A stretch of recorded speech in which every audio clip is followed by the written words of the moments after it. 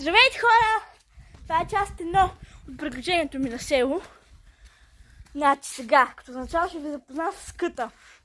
Тук сме първо кът люлеене. Правя го малка бебешка учителка, но все тая. Тук сме кът Джиния и Пъпеш. И тук сме кът Мивки. Тук сме кът Бебешорче.